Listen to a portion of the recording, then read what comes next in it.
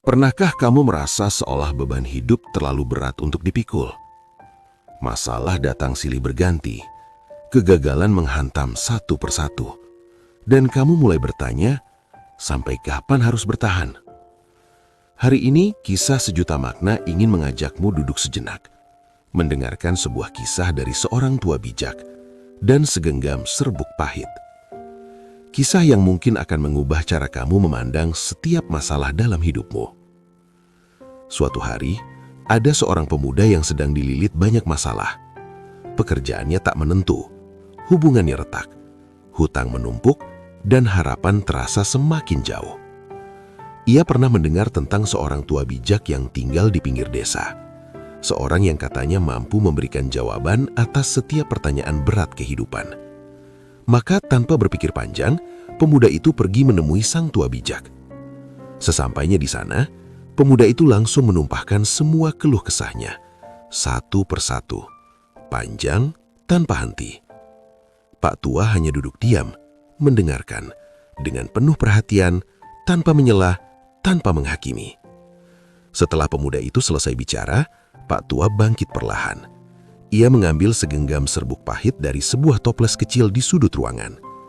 Kemudian dengan tenang, ia berkata kepada si pemuda, "Nak, tolong ambilkan aku segelas air dari sana." Pemuda itu menurut tanpa bertanya. Ia mengambil gelas kosong dan mengisinya dengan air, lalu menyerahkannya kepada Pak tua. Pak tua pun menaburkan serbuk pahit itu ke dalam gelas. Ia mengaduknya perlahan.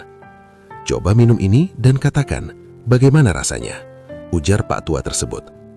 Si pemuda meneguk air itu. Wajahnya langsung berubah. Ia berkata, "Pahit sekali. Apa ini, Pak?" Pak tua itu hanya tersenyum.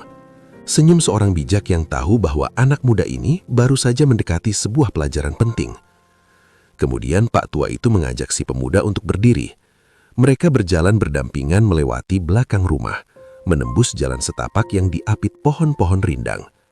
Mereka tidak banyak bicara, hanya langkah kaki dan suara alam yang mengisi udara di antara keduanya. Hingga akhirnya mereka sampai di tepi danau.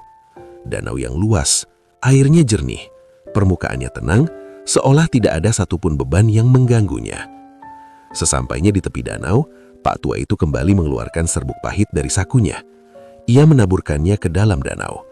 Ia mengambil sepotong ranting kayu dan mengaduknya perlahan. Serbuk itu menyebar, lalu hilang di tengah luasnya air danau. Kemudian ia berkata, "Sekarang, coba ambil air danau itu dan minumlah." Si pemuda menunduk. Ia menciduk air danau